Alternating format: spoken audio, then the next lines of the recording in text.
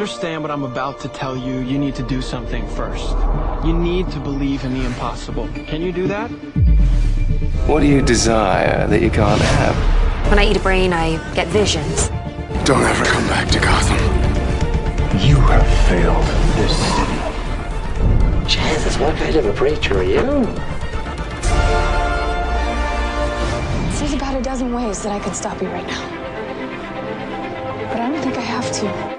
Because where I'm from, your grandson becomes the greatest hero in the universe. Now you should at least give a brother a moment to say something heroically clever. In the future, my friends may not be heroes, but if we succeed, they will be remembered as legends. Welcome to the DC TV report for the week ending Saturday, April 27th, 2019. I'm Edward O'Hare, nickname to be determined. And I'm Sara, academic by day, freelance writer by night. We're here to bring you recaps, news, and commentary for all live-action television shows based on DC Comics. And we have 6 piping hot episodes for you this week. Yes, including one finale. Like finale. Yeah. Finale. Mm-hmm. Final finale. Yeah, this is it. This is a series finale, everybody. Were you ready to say goodbye to Gotham? Had the time come, or would you have spent more time with these characters? Oh, we'll talk about it when we get to it. All right. I have thoughts.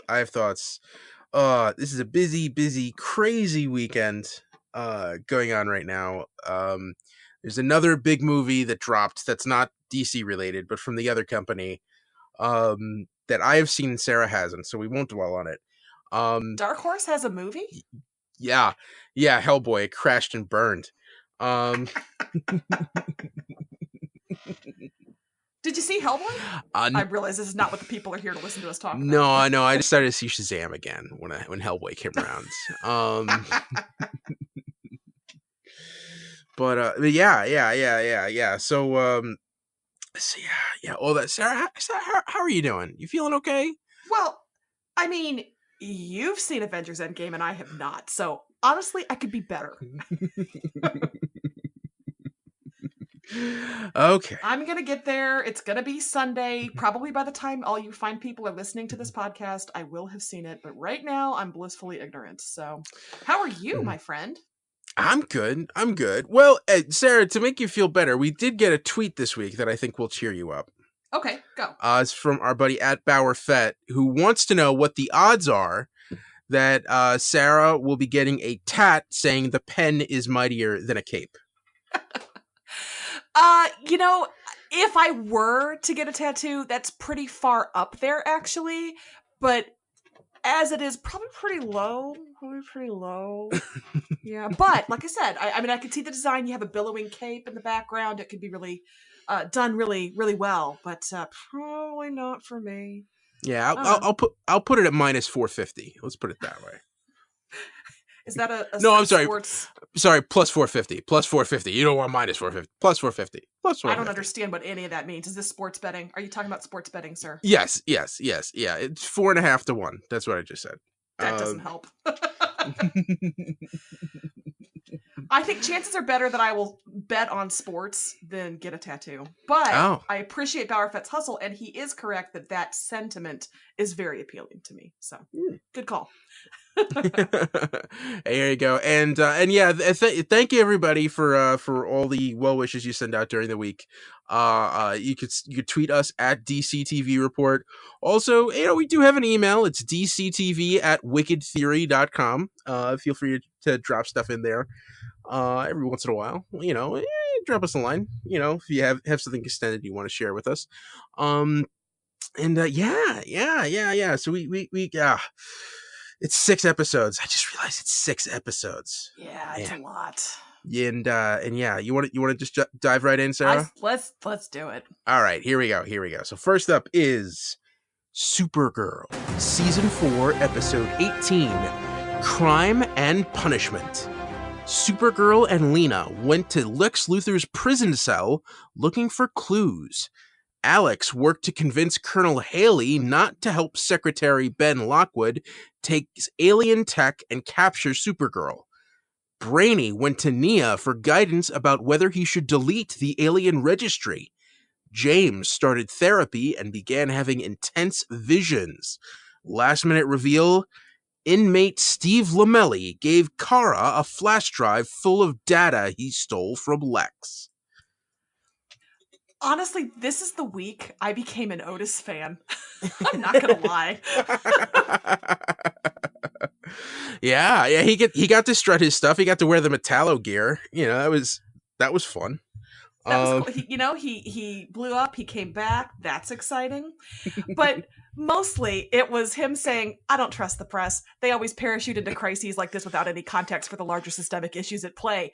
And by God, he's not wrong. Team Otis. Otis fixing journalism one reporter at a time. There you go. And also, when he stopped, he's like, "Wait a second." You're like, "Oh God, does Otis know? Does the dumbest character on this show know?" No. You're a chick in a dude's prison. God bless Otis. Did you catch? I wanted to stay in that library a little longer just to see what's on the shelves. Like what ends up in a prison library, and I wonder like what gets checked out frequently. This is off topic. This didn't take us long to get off topic, but I last weekend binged through Black Summer on Netflix, which is the 8-episode zombie show, which is a lot of fun, super fun. But there's a scene in a library, and the character hunkers down next to a copy of Stephen King's Cell, which is his zombie book. So I wonder if they had kind of baked in jokes in that library as well, and I just didn't catch it because I was too busy taking notes for this. And for the recap I do at EW.com. But yeah, I always want to take more time in a library setting to see what's going on. Yeah. And and while in that is a really nice prison. But we got to meet nice weight room. Yes. And Lena got to see those cells. When Lena got to look through a bunch of Lex's diaries that he left for her. Poor Lena. Yeah. Lex, I'm starting to think, is not a nice guy. No, that was a cruel joke. Cruel joke. Yeah. We got to meet Steve Lamelli. Sarah, tell me your thoughts on Steve Lamelli. I kind of enjoyed Steve Lamelli. Well, I always enjoy that particular actor. I find him a lot of fun no matter what he's doing. I loved that he wanted nothing to do with Supergirl, but once he met Kara, he was just like, "Oh my God, I'm your biggest fan. That was fun. How about you? Yeah. Same. Same. Yeah. I enjoyed that actor, and he was a regular on Suits, right? We talked about this last week. Yes, in fact, he is the one who called the head FBI guy Suit. So every time I see him now, no matter what role, I say to my husband, Suit. I'm sorry, not Suit. White Collar. White Collar was the name of the show. Yeah. I'm sorry. Yeah. You know what? I was thinking Suit. Yes. Because he always calls him Suit, and I just went along with it. But yes. Yes. White Collar, a breeding ground for many of DC's finest live-action actors, apparently. So. Yeah. And it's funny how I thought it was interesting how they brought the Signal Watch back into it. That that's something that Alex was using that she had to hand over to Colonel Haley. And everything that's going on at the DEO. And now like Secretary Lockwood is in charge of the DEO pretty much, and is trying to use them to hunt down Supergirl, which is and for my money, even more chilling was at the end of the episode deputizing his army of citizens, basically. Yikes. Yeah. Now we got the Children of Liberty working alongside, which is it's tough. It's tough to watch. Do you think Alex is? It's weird because Alex is now pretty much on Supergirl's side right now. Like she's won her over, but still does not know that it's her sister. Just shh, and let it happen. Let it happen. Lie back and think of England. Alex doesn't recognize her sister. I can't understand it either. Shh. Well, I also just find it interesting that that it seems like they've kind of played down that fact. Like, that hasn't come up that much in the last few weeks. Yeah, I wonder if they're holding off for a bigger reveal on that they're just letting it simmer, but if so, they really have let it fall off the back burner. Just like I think they've done a better job with Lena being a little skeptical of Supergirl, but she came around really quickly on Supergirl. So they mentioned that a little bit more than the Alex, I don't know my sister secret, but I'm still really looking forward to whenever that is resolved in whatever way, seeing how that plays out. I just don't know when that's going to be. Yeah. But soon, because we don't have that many episodes left. Mm-hmm. Yes. What else? Brainy and Nia. Oh, that's cute. They're so cute, that supercharged romantic moment. But yeah, I liked Nia tricking him, being like, oh, you don't delete it. Oh, that doesn't make sense. Ha ha, tricked you. So, yeah, it's fun to see Brainy sort of on the back foot, unsure of himself. I thought that was kind of cool. I'm glad he made a copy, though. I think that's important. That's important. That he didn't just delete it. He made a copy first and then scrubbed it from the mainframe. Yeah. Yeah. Do we also need to talk about how James, I guess, has superpowers now? Evidently. What's weird is, like, the first time that happened, I thought the therapist was a bad guy, that she was doing something to him. And then when it happened outside of it, I realized, oh, no, this is something else. This is actually the bilateral stimulation that she had him do with the hands over the chest is a calming technique that a lot of therapists use for people with PTSD and other issues like that, which I thought was kind of interesting that they showed a real life coping technique. It didn't work for James, but he's got the hair and all. So what are you going to do? Yeah.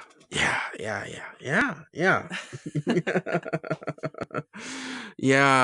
I'm wondering, like, is he gonna turn this into Guardian powers and, like, we're gonna get a souped up version of him, or is he just gonna be like, I gotta get this out of me? Guardian spin-off? No, I'm kidding. Please don't do that. Please no. All right, and I'm just going through here. Is there anything more with the episode? I think we covered it. Was there any news for Supergirl this week? No, there's not. We're just rolling on toward the end game here. Not Avengers Endgame, obviously, but like we're all headed to. Okay. All right, next up, DC's Legends of Tomorrow. Season 4, Episode 12, The Eggplant, the Witch, and the Wardrobe. Sara traveled to Purgatory to help Ava shop for metaphorical furniture and decide to wake up before her body could be taken over by a demon. Nora and Constantine captured Neron and brought him back to the Wave Rider. Nate found that construction was underway for the magical theme park Hank was building. Mick, Charlie, and Mona pestered Zari to send Nate a text asking him out. Last minute reveal, after getting barked at by a dog on the street, Ray began whistling the same tune Neron had been whistling in the brig. Okay, Neron, you leave my beautiful Ray alone. How dare you? Oh, man. I do not like where this is headed for Ray. No. And the second that happened, I was like, oh no. Where did he go? Where did he go, George? Where did he go? Oh, man. And, it seems like Nora's okay now. We don't need to send her back to prison. Yeah, she's good. I'm pro Nora being out and about in the world. I am kind of hoping it's going to end with her having to speak for him, like her reaching through to him, and he always believed in the best in her. So I'm hoping that's how that's going to play off. But that is not a this week thing. That's a next week thing. Ed, have you ever enjoyed spending time in an IKEA more than with Ava and Sara in their dream IKEA? Ooh, I guess. Wait, we should get a baseline. What are your feelings on IKEA to begin with? Oh, IKEA was a place to just wander around and be bored while your parents looked for something. That is the saddest thing I've ever heard. IKEA's magic. Yeah. I mean, I remember watching 500 Days of Summer and getting to those scenes and going, this is all lies. And I think that's the real competition for that.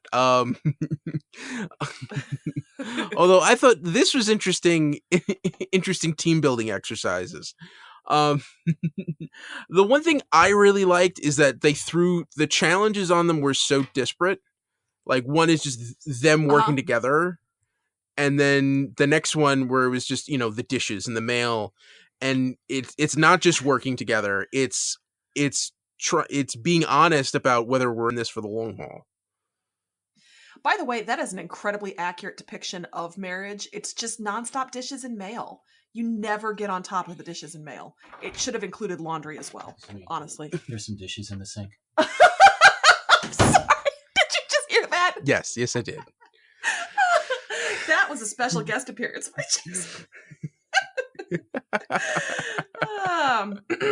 Marriage is magic. yeah, and the reason there was no laundry is because they would have needed to build another set for that. That's true. We just can't do that. That's just one step too many. And then you've just got sitting on mattresses. You know what? I feel like somebody at the CW got a discount on old age makeup, and just we're like, we're going to put this in every show. Arrow's got most of it. We're going to do some Legends old age makeup. It's fine. Although I gotta say, got a good deal on wrinkles. Although I gotta say, I don't know if that was makeup. I think those were just older actors. Actually, you're probably right. Yeah, no, they were actors. Because if that was makeup, then Arrow needs to talk to someone. Arrow needs to hire the Legends people. I'm pretty sure those were just actors. That they did the practical thing. This is a thing that's happening in superhero movies. Just because Lola has come in and done all this stuff in Marvel movies to make Michael Douglas look like Wall Street Michael Douglas, and Robert Downey Jr. look like less than zero Robert Downey Jr. Can we also circle back to Ego, Kurt Russell? Yikes, that was some good CGI. Yes. But now DC is trying to do that on their TV shows. It's like, guys, no. Yeah. And I realize maybe in the long run it's cheaper than hiring other actors, but I don't know. It just feels like it's a lot of powder to purchase. It's a lot of, is it some kind of latex that you put on to kind of do the delicate wrinkles? I don't know. It doesn't even look like latex. It looks like stage makeup. That's what it looks like. A savage, Ed. I'm sorry. I enjoy it. And I applaud the effort. But man. But we just spent a lot of time talking about old age makeup. We did not talk about my favorite challenge, which was the Ava in boxes. Amazing. Ooh, yes. Just the thought of that actress posing for all those different types of Avas. Okay, get in the chef suit, get in the ballet suit, get in the businesswoman suit. Now smile for the camera. We have to do this in half a day. Like, that's how much lead time. Because you know, TV production. Okay, we may have 3 hours, and you're going to do all of these outfits. I was absolutely charmed. It was amazing, and it was a great. I mean, Sara saying, "I want you as is." That was really nice. I liked all of this. I liked IKEA as a metaphor. I liked the dream sequence stuff. I liked the conversation on the bed and the old lady stuff. All of it, good stuff. Good stuff, Legends. Yeah. Yes. And yes, and I think now we've come to the real important one. The important storyline that we cannot pass up, and that is Zari. Is that how? Wait, is that how good Nick Zena looks in a trench coat? Yeah, like a business coat. I'm sorry. Go on. Sorry. What? Nate, the actor who plays Nate, looks really good in that overcoat. That's all. I thought that's what we were going for. But yes, you zigged left when I zigged right. Yeah. Sorry. Oh, okay. We're kind of on the same topic because she was probably thinking about him in that overcoat as she was struggling for an hour to compose that text. Yes. Yeah. And asking your friends to write something for you, always a bad idea. Oh, for sure. Although I did one of the tweets, one of my live tweets was saying, that I wonder why there's not a Twitter account, which is just Heatwave's love texts. I would read it. I think we should start it. I did like him. I liked Zari saying to him, "You don't date humans," and he's just like, "Love is love." He's like a wise Buddha. Yeah. And going back to Nate, he found out about the theme park and initially told them to destroy it. And thankfully, Mikey T's a good union worker and was dragging his feet. Would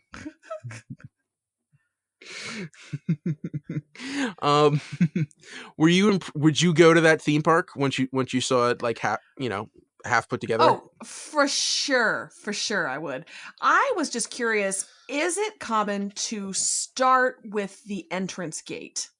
Is that commonly the first step in theme park construction? I don't actually know. I'm genuinely asking. Yeah, you'd think, especially because like the facade is so important, you'd think they'd want to put that stuff up last.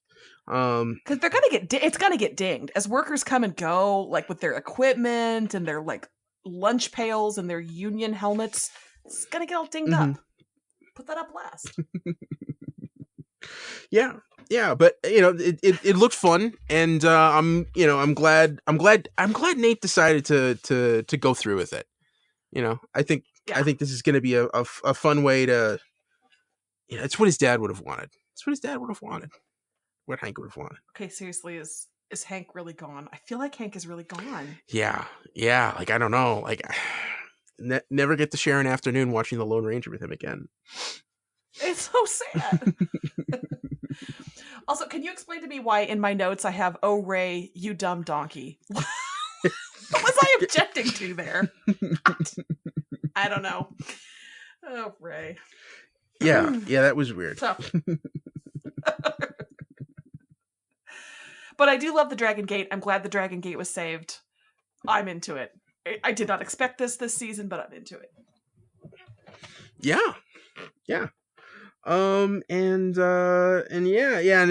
we found out. Here's it. John Constantine. Neron was finally removed from Desmond. Yes. And Desmond wants nothing to do with him. Oh. Yeah. I mean, it's sad, but like, I think he's making the right choice. I think there's no but there. It's sad. No, you're right. That's not a safe relationship probably to be in with John Constantine. No, just Mm-hmm. All right. Anything more you want to talk about the episode? No, as per usual, I was charmed by Legends of Tomorrow. All right. Any news for Legends? Tiny little bit. Mona's alter ego, Wolfie, is played by an actress named Sissa Gray, and she is going to be a recurring cast member for the rest of the season. I just thought it was kind of cool that they are acknowledging Mona's wolf alter ego as a separate sort of actor. I just thought it was kind of nice. So Sissa Gray, welcome to a recurring role on Legends of Tomorrow. Cool. Welcome. Yeah. All right. Next up, Arrow. Season 7, Episode 19. Spartan. In the future, Mia and Connor went into town looking for a power module. In the present, Team Arrow was tracking Dante and asked for help from an army general who happened to be Diggle's stepfather. Archer was stolen from Smoke Tech, and Felicity had second thoughts about the direction of her company. Last minute reveal, Amiko killed Dante and took command of the Ninth Circle. Okay, with this few episodes of Arrow left to be made, were you glad to spend time finding out about John Diggle's background, or did you want to get on with things? No. First off, I did a lot of thinking. And at first I thought this might have been Ernie Hudson's best work since Congo. And then I remembered Street Fighter. And it's definitely his best work since Street Fighter. Wait, Congo the gorilla movie? Yeah, Ernie Hudson was in that movie. I'm just baffled that anybody referred to anything relating to Congo as good. Well, Ernie Hudson's career, I don't know. Okay, wait, all you need to know about Ernie Hudson's career is that he was at the pinball convention I was at 2 weekends ago. He was the celebrity guest, and I never once saw him. Like, I never went out of my way to... He was there, and I just didn't...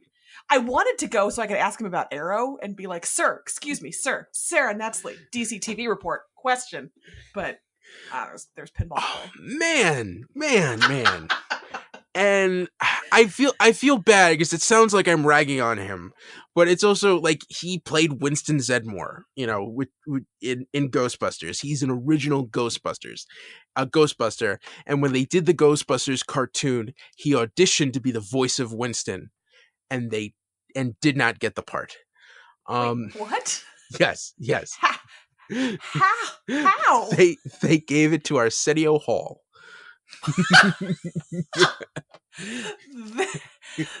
This sentence has been brought to you by 1986. I don't know what year that was. 1992? 86 might be right. I mean, the movie was 84. That cartoon was on a long time. I remember it being on when I was young. So, that show must have aired for like 6 or 7 years. But yeah, it was probably in like 87, 88, something like that. Wow. Well, now I feel bad for Ernie Hudson. That's brutal. Yeah. And he's one of those actors who, whenever he shows up, it's always like, "Hey man, how you doing?" He's always does solid character work. Always like, "Hey, okay, we're gonna be okay." If it's a bad movie, if Ernie Hudson shows up, we're going to be okay. Miss Congeniality. He was in Miss Congeniality, and he was better in that movie than he was in Street Fighter. So this is his best work since Miss Congeniality. For the record, The Real Ghostbusters ran from 1986 until 1991 and starred the vocal talents of Dave Coulier. Wow. Yeah, Dave Coulier was the voice of Peter Venkman. Bill Murray turned down that part. Shock. Yeah. But he said yes to Garfield. It also, of course, Frank Welker, because you can't have an animated series without Frank Welker. All right, I'm going to put down IMDb now. Did we just do 5 minutes on Ernie Hudson in the Arrow recap? Yes, we did. Okay. Well, 4 minutes. Cool. But the reason it is important, which I'm sure you must have seen online, but the reason that this was important is it establishes that Diggle's stepfather's name is Stewart. Which means that if he'd taken on his stepdaughter's last name, he would be Jon Stewart. Does that mean that he is a very popular former host of The Daily Show? No. Jon Stewart is the number 2. Is a Green Lantern. He's probably like the number 2 Green Lantern under Hal Jordan. It goes back and forth, but he's also the Green Lantern who was on the Justice League cartoon in the aughts. And is a key member of the Justice League. And it establishes, we already know that there's a version of Green Lantern Jon Stewart out there in this universe. Because when 90s Flash, John Wesley Shipp showed up, he asked John where was his ring, and now we know because John Diggle is actually Jon Stewart. And I know, Sarah, you must be confused, but this is a big deal. I'm just going to explain that. I understand. I've picked up through context clues. This seemed to have, yeah. I am happy for those out there who were just like, wait a second. Did he say Stewart? Yes. And there was another moment like that in this episode that I immediately texted you about. And confused me. Well, when Alina was talking with Felicity about Smoke Tech, she mentioned that they already had an offer to buy the company from a scientist named Will Magnus. Sarah, do you know anything about Will Magnus? I don't. I Googled after you texted me so I could at least respond semi-intelligently, but why don't you explain to the people who didn't Google it like 2 days ago? So there's a chance. I'm not saying it's going to happen. I don't know if it's going to be this season or even this show, but there's a chance out there that on the CW, we may see the Metal Men. Is that like Iron Man's backup band? No. He's much cuter. So Will Magnus is a scientist,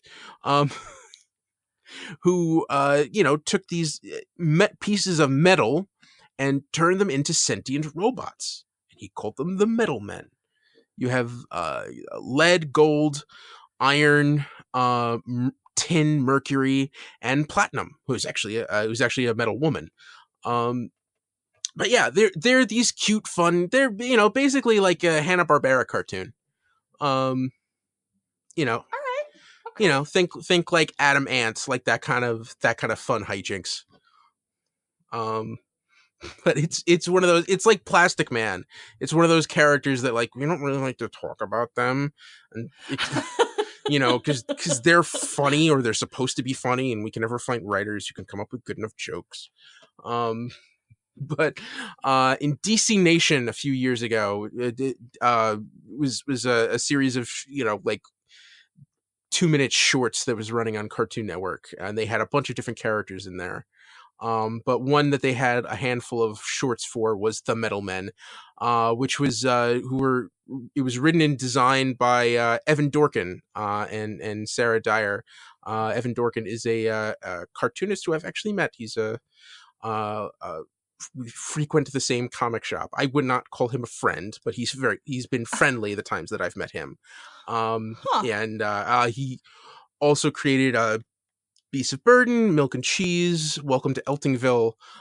He's probably one of the premier comic book humorists of the last 2 decades. But yeah. So it was cool to hear a mention of Will Magnus, and that dropped. And yeah, I went insane, and you had Jason dig out an archive edition of the Metal Men. Yes, he went down to the basement. He put his hands on the omnibus that we have and brandished it at me to prove that we have Metal Men in our basement. Not literal metal. So yeah, I'm sorry. We've spent 8 minutes talking about 2 sub-references. Super niche references. So, well, and that's fine because I'm mad at Arrow. Do you know why? What's that? They killed Adrian Paul. Yeah, about that. Yeah. I was enjoying him and the menace he brought and his sword techniques, and they killed Adrian Paul way too soon. And now we're left with Amico.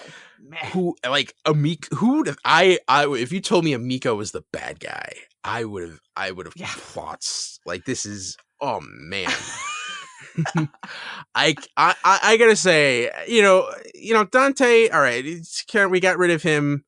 This seems to be Arrow's thing. We're gonna establish a big bad and then kill him 3 episodes later. Like this is like the thing now that they're doing.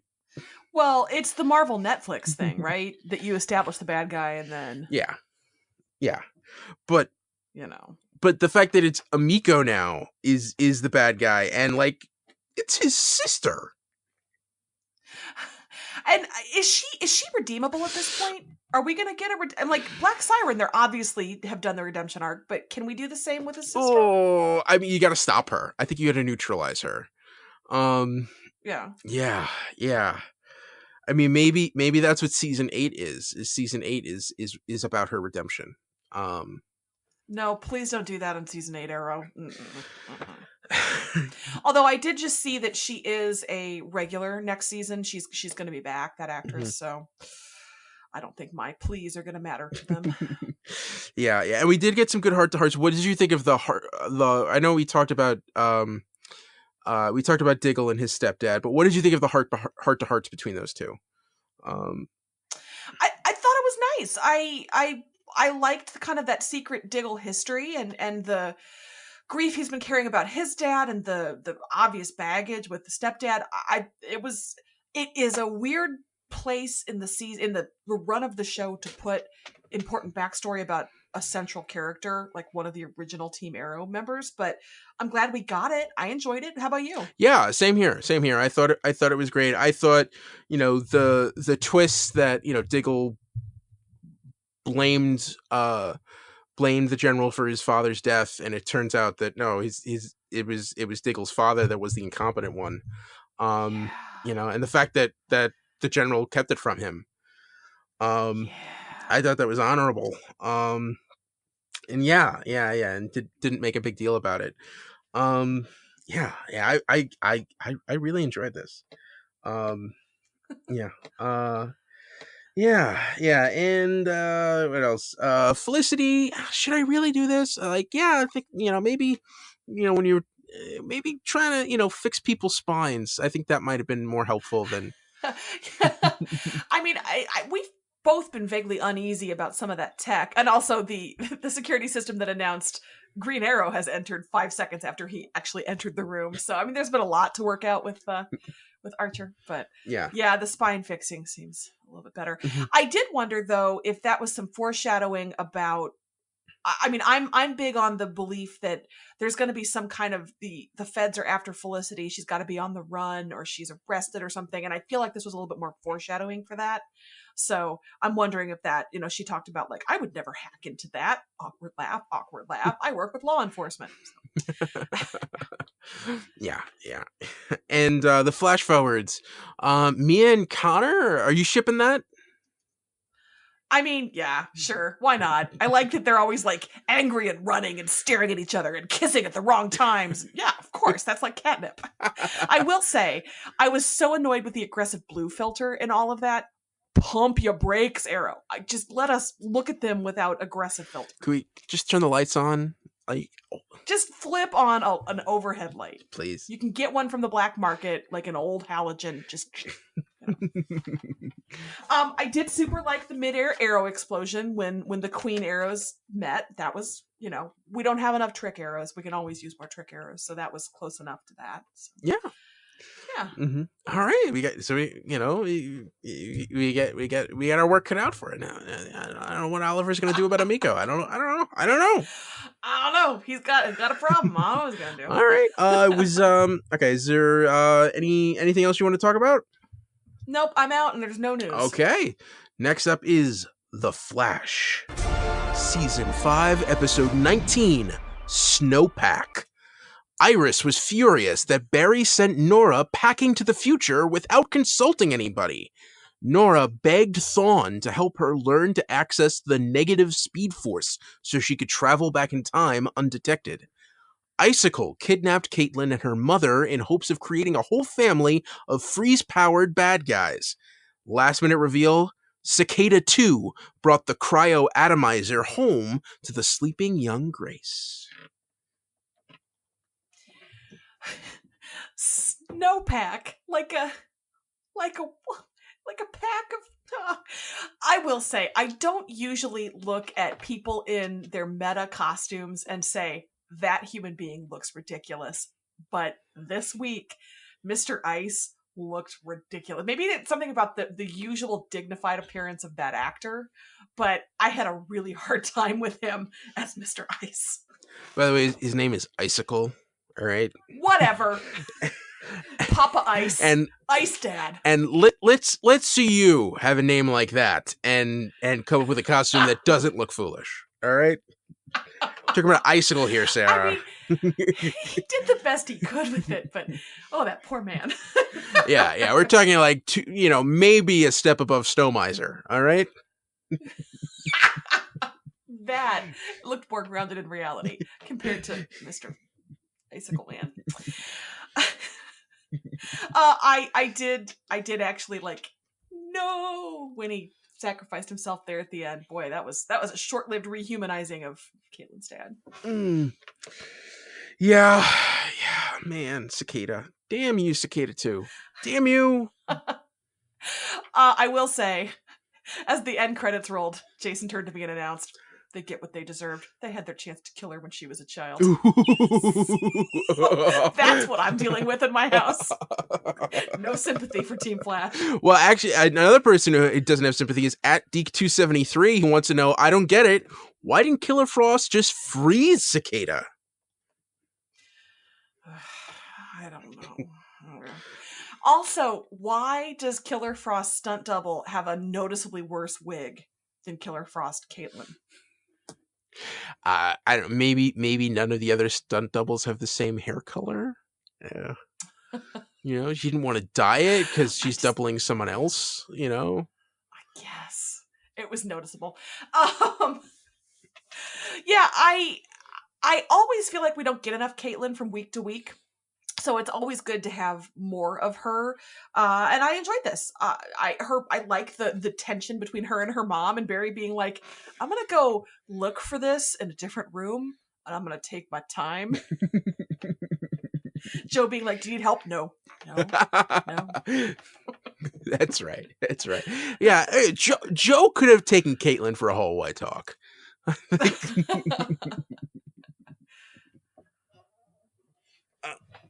But yeah, you had. I mean, we had some father son talks a lot, but you don't get a lot of mother daughter talks. I thought this was an interesting quality time episode for them.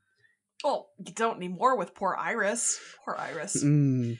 So I gotta say, Grant Gustin's acting in that first scene was great, but his position was so indefensible. It was really hard for me because I was just like, dang, he's really killing this. But Barry didn't even give Iris's daughter's gonna hate her the next time she sees her, basically. So, yeah. But you know what? That's real. Like, I understand that it's indefensible and objectively he's wrong, but I completely understand why. Are you telling me to let Barry feel his feelings? I completely understand why he feels that way, and I know people who have made decisions like that, and just in the moment they were so angry that they just took it out on someone. And when confronted, there's just it's a useless effort to try to dissuade them otherwise. It was, that was hard to watch. That was hard to watch, because it's also the kind of thing where, like, if he took that moment, but if I came to you and gave you that moment, then I would have never been able to convince you to send her home. I had to just do it. And, we've got to, it's like a Band-Aid right off, man. Like, it would have just made it harder. And it may be something that, severely damages his marriage, but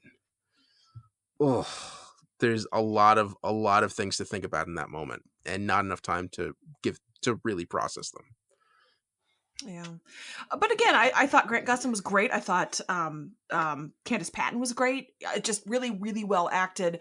And it was an interesting fight for them to have. Also, I fundamentally do not understand the Speed Force. There's an evil Speed Force now? Oh, it's a negative Speed Force. Yeah. Okay. Yeah. All right. Side eye. There's always got to be a back door, That sounds like a Mark Waid type of thing that he would have written into a comic book, or something Jeff Johns would have done. Where so Barry's created the Speed Force. Everything flows through it. He is now in tune with it, so he can understand it. But then how does Reverse Flash get around without Barry noticing? Well, because there's a backdoor that he uses called the Negative Speed Force, which is why he's the Reverse Flash. He should have called it the Reverse Speed Force. He really needs to work on branding.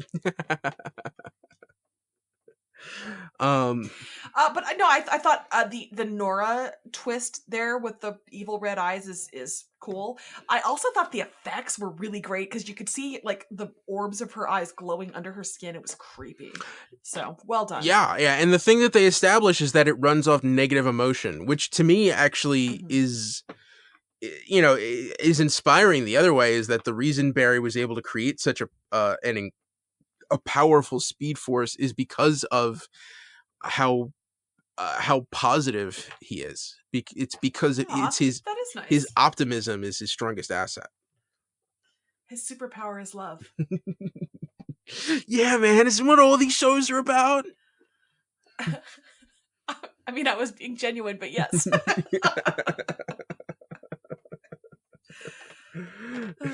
I realize I also said they should have killed that child when she was a child, but that's, I mean, that's fine. Yeah. Oh, one other quick little thing that I wanted to, first off, I love how the way the writers kind of shook it out and divvied everyone up, that the guy who ends up helping out Iris is Ralph. Yeah. Yes. I thought that was a unique team up. What did you think of the seat of his shape-shifting scenes? I guess you have to have your humor someplace, and Ralph like ballooning to the side of the sphere was kind of fun. Yeah, that was a strange pairing. They really went from making Ralph front and center last season to really pulling back on him in an interesting way. Also, was Cisco in this episode? No, they made a mention that he was working on something else. Yeah, finding a new show to be on? I mean... Ooh, bad. No, I actually don't think he's leaving the show, but I mean, it's, Yeah, weird vibes. Oh man, did I just say that? What? Oh, puns. All right. So, all right. Yeah. I'm trying. Was there any other big moments in the episode? So yeah. So Cicada's gonna power up her younger self. That's weird. Sure. Cool. Are we ready for the next one? Is there any news for Flash? Nope, no news. Let's move on. All right. For the final time, Gotham. Series finale. Legend of the Dark Knight. The beginning. 10 years after Bruce Wayne left Gotham, Jim Gordon was looking forward to retirement. Ed Nygma and a catatonic Jeremiah Valeska were broken out of prison.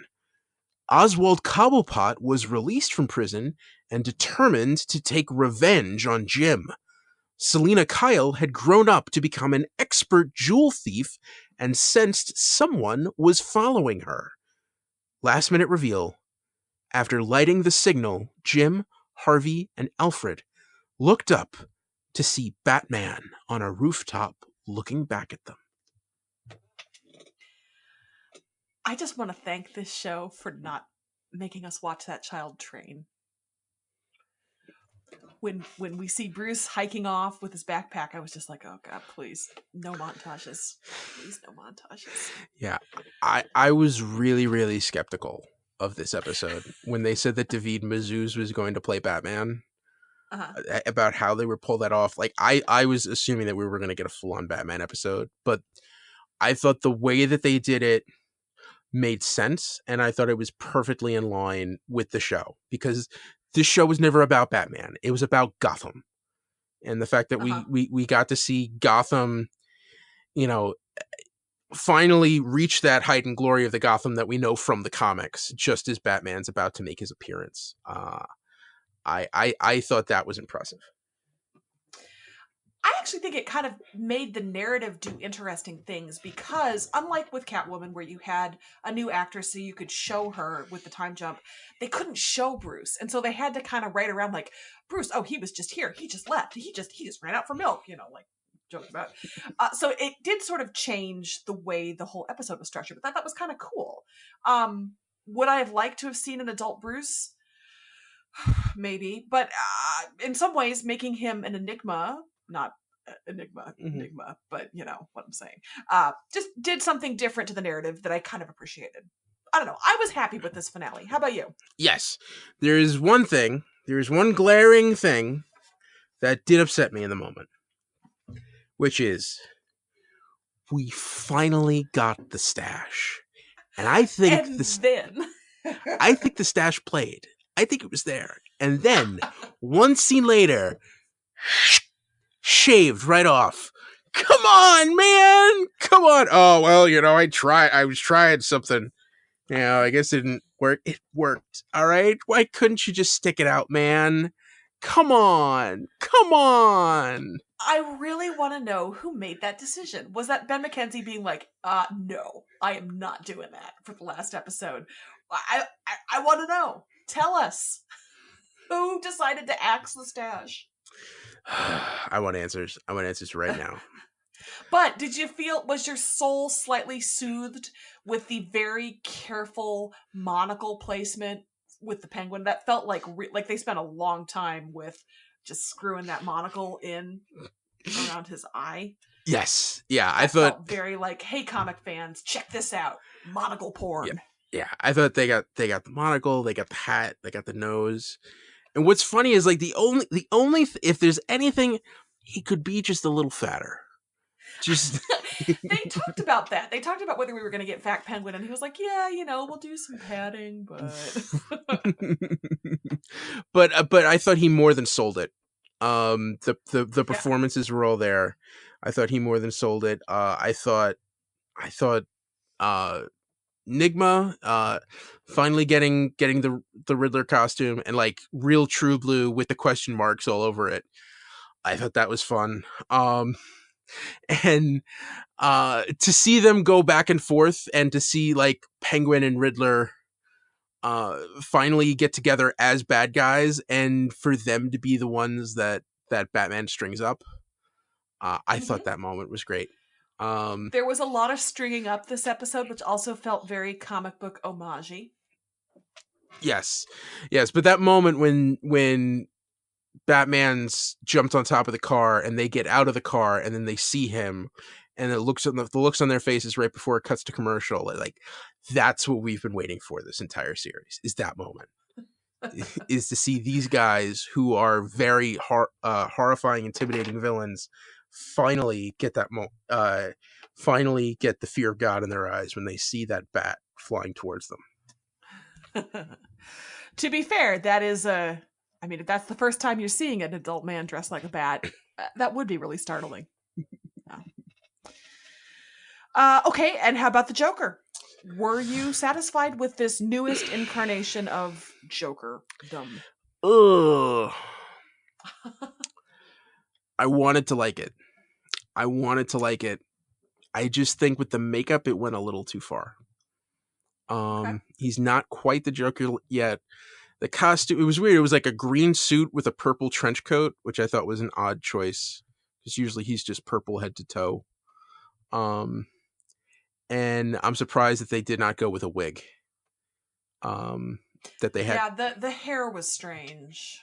Yeah, but that is all aesthetics. I think Cameron Monaghan's acting in that scene, I thought that was great.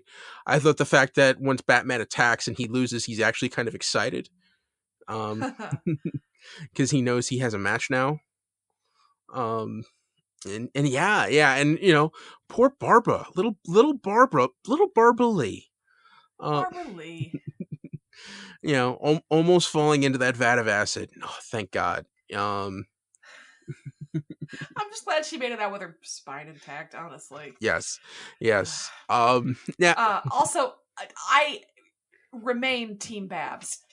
Glorious redheaded real estate developer Babs. Good on you, lady. You built a life for yourself and your kid. Good on you. Yeah. It's weird they got a nice shared custody thing. Yeah, they seem friendly. Mm-hmm. Yeah, it's good stuff. And we did see that Sirens is still around. Doesn't look like it's open anymore, but she still owns the spot. Which it seems like a big investment to just have that sitting there and be paying taxes for 10 years without doing anything with the property, but maybe she's got something going on in like an upper or lower level. Who knows? Also, it's interesting that Gotham has been rebuilt, but clearly there is still no operable OSHA there, since you still have enormous vats of acid with no lid of any kind. No safety cover. No OSHA in Gotham. Well, it's comics, man. It's comics, bro. You gotta do some of that. It's comics, bro. Yeah. I mean, if OSHA existed in DC Comics, we'd have, we would be able to avoid a lot of problems. There'd be a lot fewer supervillains and superheroes, frankly. Yeah. Let's see. I have wished for a little bit more Bat-Cat this season, but honestly, those last couple of minutes, like the last 3 minutes of the episode, almost made up for what I felt like was a lack of Bat-Cat in the rest of it. That was good stuff. Yeah. I enjoyed that very much. Yes. And Lily Simmons, I thought was great. I wanted more Catwoman. I really, really wanted more Catwoman. Well, I'm gonna jump a little bit to news a little bit, because this isn't really news, but when the showrunners were asked, hey, were you doing a backdoor pilot for an adult Catwoman spinoff? They basically said, never say never. They said, we would never say no to that. It didn't sound like that was the plan, but would you watch a Catwoman spinoff? Yes, I would. In fact. It's like, yep, nope, no thought about it. Yep. Yeah. In fact, I'm surprised that those showrunners didn't end the interview early so they could schedule a pitch meeting. I assume if they were smart, they got Lily Simmons to sign something that said, yeah, I'll come back for 3 seasons if you know. And I thought she was great. The look was great.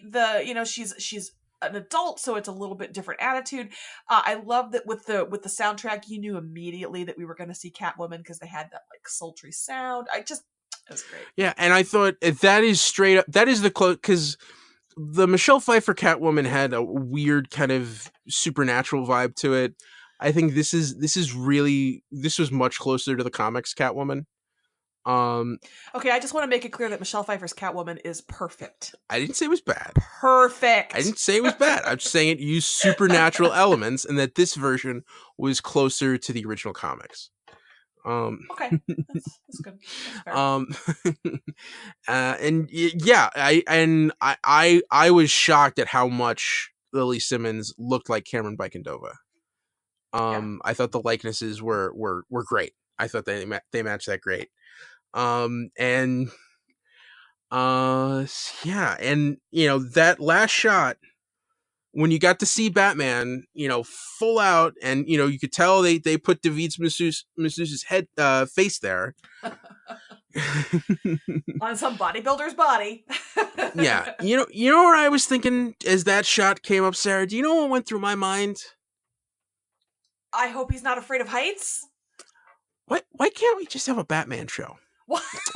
Like, why all this futzing around? Why all this? Oh, this has happened beforehand, or this is Alfred's story. Oh, this is his cousin.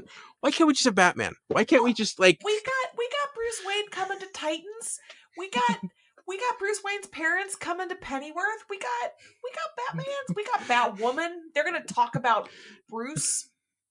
Yeah. You got your Batman. But like, why couldn't this have just been the pilot? Like, because I mean that is the shame. Like, and to me, like, that is a sign of a good finale. Is that it did close the loop. It did end the series, but it left you in this weird feeling where like, oh man, they could go in a totally different direction now. This is very similar to how I felt at the end of Star Trek Voyager, where they introduced all of this new technology, and new stuff that they were doing, because they did like a time jump 30 years later, and we never got to see that. Instead, we just got 15 years of prequels. God damn it. But I don't think I watched Voyager. That's okay. That's okay. Was that Janeway or Cisco? That was Janeway. Okay. I Yes. didn't watch Cisco either, so okay. It's okay. It's okay. I am getting caught up in the Orville, though. That's Okay. how I'm trying to atone. Okay. Right. Just so you know, Sarah, I'm doing everything I can not to say we can fix this right now.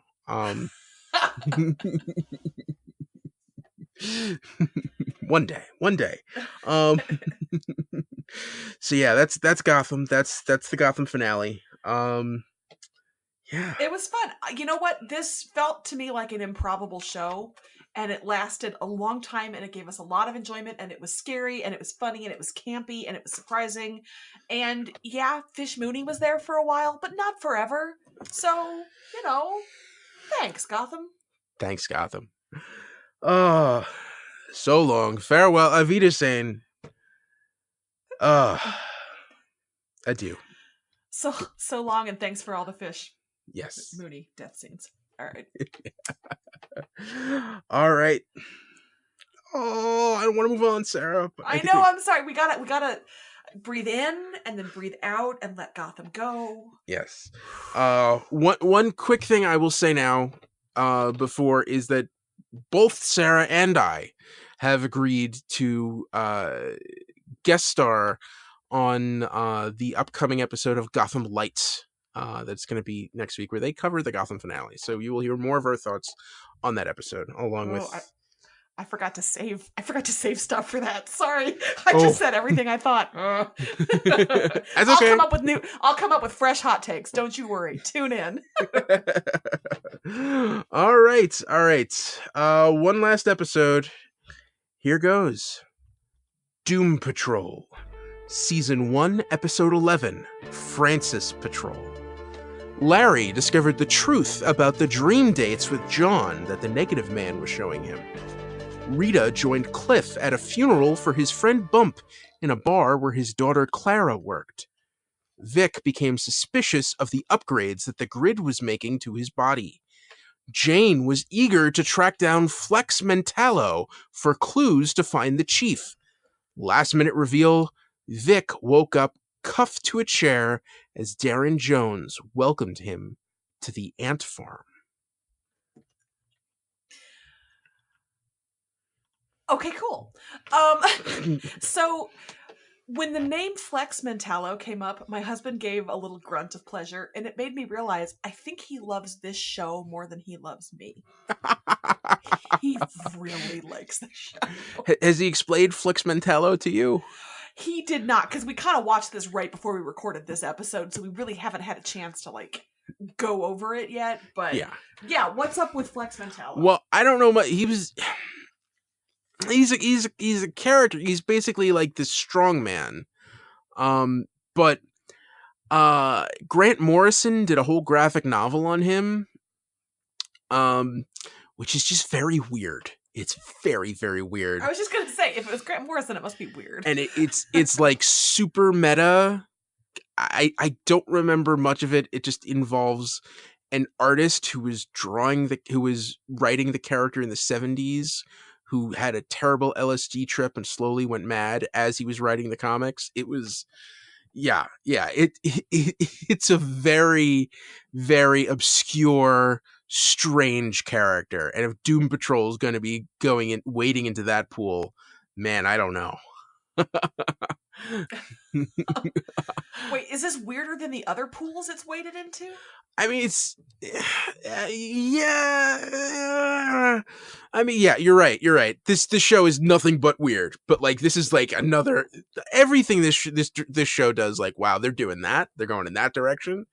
But I don't know if we'll see Flex Mentallo. But if and when he shows up, just be prepared. Wear a helmet.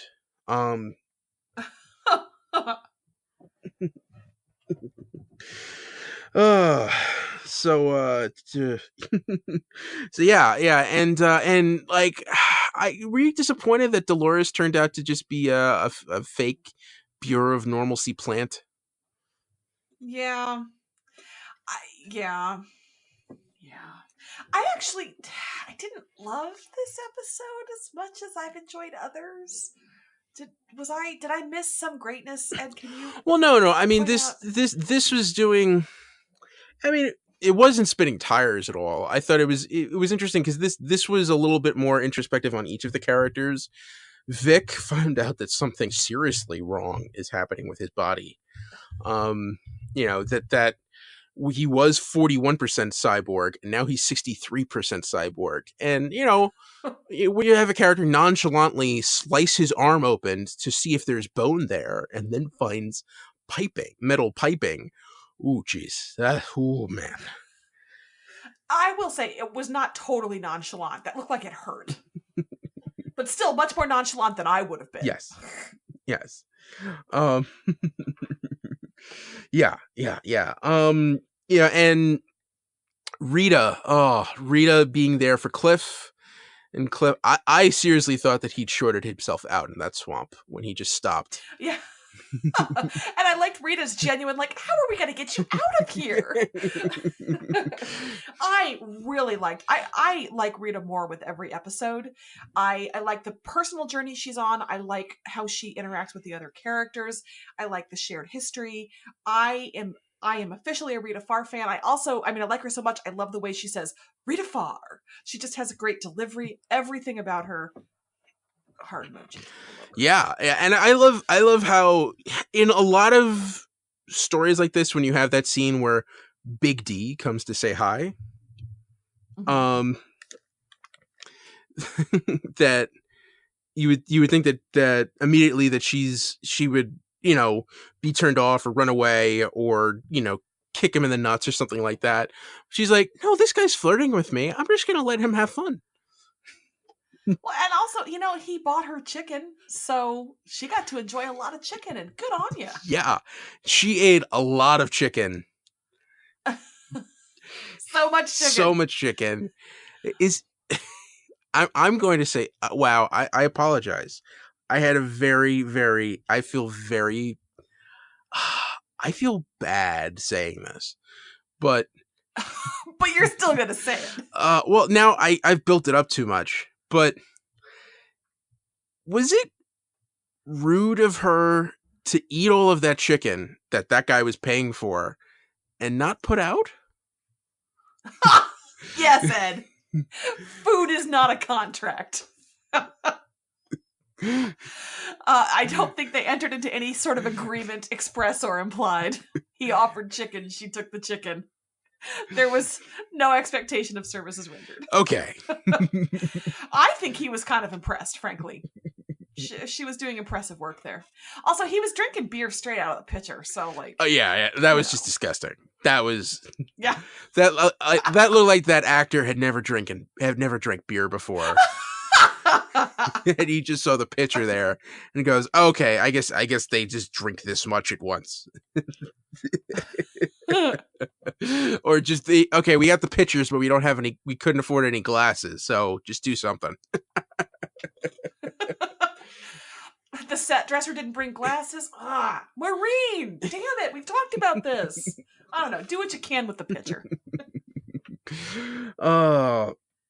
And the real heart of this episode, the real core of this episode, which was Larry, finding out that John Bowers was dying, and the negative man leading Larry to John, and that really, it was a really cool moment that they got to share together, and now I think Larry's found a way to start communicating with the negative man and understanding that it's not a curse, that, that they can help each other.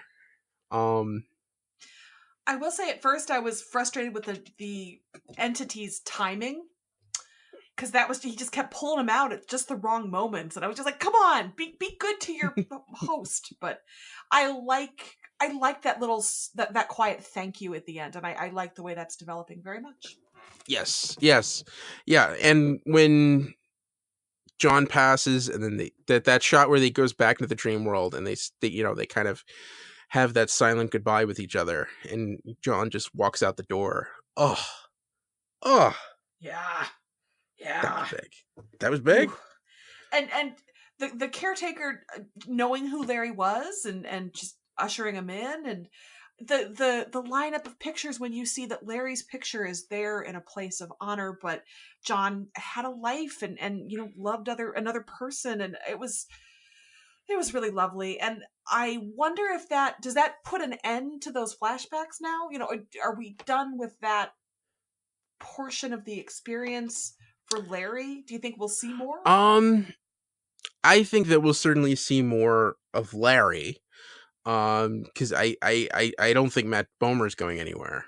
I think that the nature of them will probably change, and I'm guessing you won't see John anymore. That's what I mean, yeah. Clearly we're going to see Larry. Mm-hmm. We better see Larry. But yeah, I wondered if John, if that kind of signals the end of that, and if so, what do we move on to? Yeah. But yeah, no, that was really lovely. That was really lovely. Yeah. I will say Jane didn't, they're doing a good job about moving different characters to the forefront or the background. And for me, Jane's story didn't really make as big an impact this week. I did like her being like, oh, Karen? Yeah, no, she cray. Yeah. And it's interesting. She had to explain to Rita, you can't hold me responsible for everything I do. Yeah. And that she wasn't going to get her to apologize. She doesn't want to go back there. She's not, dealing with the underground right now. So sorry. Mm-hmm. Yeah. All right. Is there any news for Doom Patrol? No. It's just rolling along, staying weird. All right. So now on to news for other shows. Okay. So first of all, people, I do this for you. I have not seen Avengers Endgame, but I went on to the comic book news sites to gather this news for you. This is what the things I do for love. So let's start with I remained unspoiled. Let's start with iZombie. We have a trailer for the upcoming and final season. Ed, did you see the trailer? What did you think? Yeah, I thought it was cool. I thought it was enough to pique interest, but didn't really give away any plot points. It seems like Seattle is trying to get back to normal. And yet we still have that brain shortage. Again, yeah. Some more. Yeah. This is a problem. This is a problem. Yeah. People, donate your brains to Seattle when you go. Yeah, and it's funny. Usually, when a show's about to premiere, we try to do a refresher, but just unfortunately, with everything going on this week, and we had to record a day early. Sarah and I have not rewatched the finale. I will try to do that beforehand, just because I want to have something fresh in my memory. Ed's better at homework than I am, so I'll try. I'll say I'm going to try, but Ed's going to be the one who rewatches it. I'm going to be the one who's like, "Oh yeah, that did happen." So just put that out there now. But I mean, just to put in context for some people who who just want to remember, at the end of season 3, they were able to defeat what was the name of the company? Free More Bodies. They were able to defeat the people who were controlling the city and get it out from martial law. Fillmore Graves? Fillmore Graves, yes, okay. Fillmore Graves. I'm sorry. Free More Bodies was so funny, though. They were able to defeat Fillmore Graves and take the city back. And now a bunch of people are zombies now, and people are coming back into Seattle. And now we realize, we have these people who, need brains to survive, and what are we going to do about that? And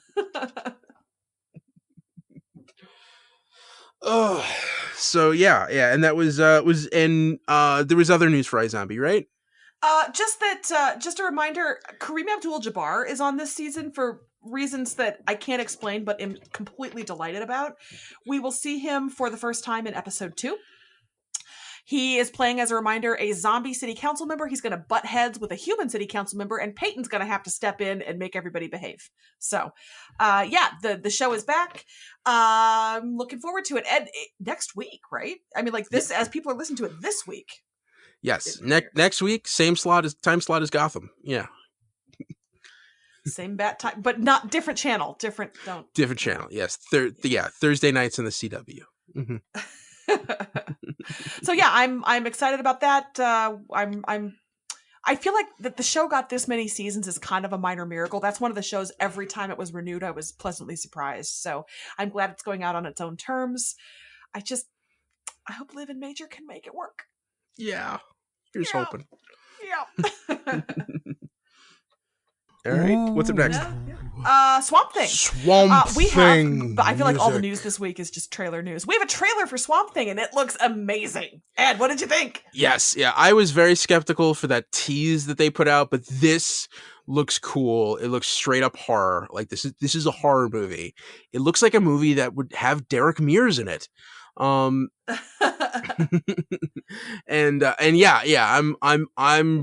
really interested to see what they do. And I really hope, a lot of people had high hopes for this show. A lot of people are discouraged now that the episode order was cut, and it seems like the show's fate is already up in the air. But I want to see it, and so I'm intrigued. Color me intrigued. I mean, I'm very excited about this sort of gothic horror romance. Is that fair? Yes. So, and if they want to give us 10 perfect episodes that tells a good story, great. That's really cool. I just hope they can tell what they want to tell. And it looked moody, atmospheric. If you have a TV that doesn't render dark very well, maybe get on that before this premieres, because that looked dark. Yes. Dark. Mm-hmm. All right. What's up next? So that's it. That's it for Swamp Thing. Next, Stargirl. Stargirl music. This is minor amounts of news, and I feel like I might have ignored this if not for some of the news events of the previous week. But according to a couple of local publications, Atlanta Magazine and MDJ Online, Stargirl is filming right now in Georgia and Dallas. And honestly, I just thought that was noteworthy that it's still filming.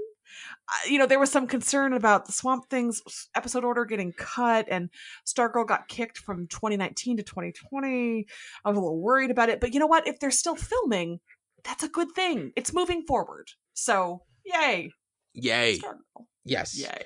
This is a good thing. Good thing. Good thing. Yeah. Good thing. Wow. Every piece of news I have is going to start the same way. Okay, let's move on to Lucifer. instead, we got a trailer. We got a trailer. We got a trailer. It looks so good. Yeah, that Eve is up to no good. Or is she up to all good? I love Eve. I am super excited. I've been on record that I love this actress. I'm excited about the prospect of this character and what it could do for the show. Some additional context there. You've got Chloe, who knows Lucifer as he is today, where he has become a different person / angel. And then you've got Eve, who knew him back when he was Lucifer with the capital L and all the fire and brimstone. And so you're going to almost have him kind of with an angel on his shoulder and a devil on his shoulder, Eve being the devil and Chloe being the angel. And he's going to have to fight, I'm excited for it. Officially, I am going to recap this for Entertainment Weekly this season. So May 8th, when that premieres, you will see my recap go live. That might imply that I am going to see some of these episodes a little early. So, stay tuned. So jealous. Yeah, good stuff. But yeah, I'm super excited for this resurrected show, and it looks like it's gonna be great. So, all right, next show. Ooh, Pennyworth. Guess what, Ed? Music. We've got a trailer. Ooh, yeah, and a premiere date. Yes, it looks very British, very 60s, and yeah. And it looks like we've got a Wayne and a Pennyworth, and they meet. Yeah, and I think if the pacing was just like 10% slower, I might be able to trick my mom into thinking it's Masterpiece Theater. Could you tell her it's like a spinoff of the Crown? Yeah, well, actually, oh man, I don't want to trick Mama O'Hare, but seriously, could we convince her this is a spinoff of The Crown just to see how long that'll last before she's like, wait a second? I think I might actually have better luck if I try to connect it to Bletchley Circle. Whatever it takes. Yeah. This seems a little bit more in that. Enlist your sister to go along with it, to kind of to like sell this fiction. Yeah. It seems a little bit more in that wheelhouse. Anyway, the show premieres July 28th. On Epix. Apparently also there's an Epix streaming, so kind of like HBO Go, HBO Now. So those of you who want to make that jump. I thought it was really clever. The Pennyworth trailer played. I actually watched this while I was watching Gotham because it played in the middle of Gotham, the Gotham finale, which was really, really smart to get those captive eyeballs and remind them that Epix is a thing that exists. So yeah, and it's like $5 a month, I think, right? Is it? Oh, that's good to know, because I just got the notification that Netflix is going up. I got that today, so thanks, Netflix. One other bit of news for Pennyworth. The Digital Spy did an interview with Paloma Faith, who plays one of the bad guys on the show, and she talked about how she got so into her character, and her character is so sadistic, that when Paloma Faith, the person, had an altercation with her neighbor over the neighbor's dog, she threatened to kill the dog, and then realized, oh, I'm not responding as me, Paloma Faith, I'm responding as my character, who's a sociopath. So I don't know if that makes you more or less likely to want to watch the show, but there you go. All right. Also, please leave the neighbor's dog alone. Okay, last bit of news. Watchmen. Watchmen. Say it with me. Music. We have actually in this case we have a teaser. We have a teaser. We have a teaser, folks. It is not super informative, kind of like all the teasers we've seen. It's part of HBO's big, now that Game of Thrones is ending, please don't cancel us, push to show you all the exciting things they have coming down the pike. So it's in there with Big Little Lies and the Deadwood movie and things like that. But we got to see Adrian Veidt. We got to see people in masks. We got to see Rorschach. I mean, obviously Rorschach stand-in. So I don't know. What did you think about it? I thought it was interesting. It's literally like 4 seconds. It's not even a teaser on its own. It's 4 seconds within this giant, massive network-wide teaser. But what was there? Okay, all right, okay. So we're getting Watchmen. I was weird because you definitely had a little bit of a Southern Gothic vibe to it. Like, oh, they're really playing up that this is happening. That this is happening in the American South. And yeah, I want to say they're filming in Oklahoma. Yeah. Question mark. Yeah, and it's just like weird. Like it's definitely Watchmen, but I would have never thought Alan Moore would go in that direction. So I just want to see what this is right now. I just want to see it before I make any other speculation. I have said this all along that in Lindelof I trust, despite Lost, but because of The Leftovers. So I will give him a lot of leeway in how he adapts this. So I am optimistic, and I will keep my HBO Now subscription. You win, HBO. Take my $15 a month. All right. And that's it. No, I'm out of trailers. I'm out of news. Out of trailers, out of news. All right. That means it's time for our winner of the week. Sarah, I'm going to go simple this week. Okay. It was the Gotham finale. I feel duty bound to talk about Gotham. I'm sorry, I just typed Gotham in our notes. No one else knows that. Wait, if I go into the doc right now, do I see you just typing Gotham over and over? No, the timeline note. On Zencaster. Instead of writing winners, I put Gotham. But anyway, my favorite moment from the episode was the showdown with Oswald and Jim on the pier, where Oswald kidnapped Jim, brought him back to that pier from the series premiere, and turned the tables on him and pointed the gun, and Jim realized, and Jim kind of called him on it and jumped. I thought that was a cool moment. It was a nice homage to the premiere. Nice throwback. Yeah, I enjoyed it.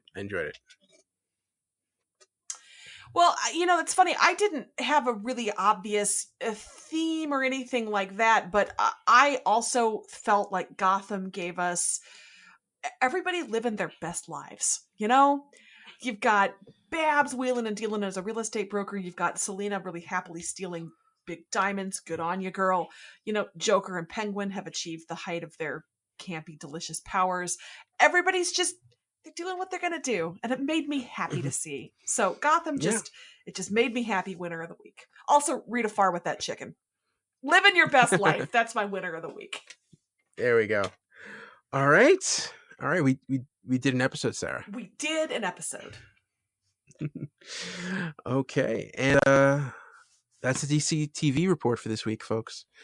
You can find us on Twitter. I'm at Edward O'Hare TBD. I'm at Sara Netzley, SaraNetzley. Guys, do I have to stop spelling that? Do you know how to spell it by now? Should I just stop? I should stop, shouldn't I? Yeah. I don't know. I like the rhythm. All right, I'll keep it. Keep it in. And follow the show on Twitter at DCTV Reports. Send along your emails to dctv@wickedtheory.com. Also, be sure to subscribe to our show on your podcast app of choice and rate and review us. That helps more people find us. Check out our sister shows, the Wicked Theory Podcast and Preacher vs. Preacher. This has been a Wicked Theory Studios production. Executive producer, Bill Sweeney. Visit us at wickedtheory.com. Shazam, everybody. Shazam. Shazam.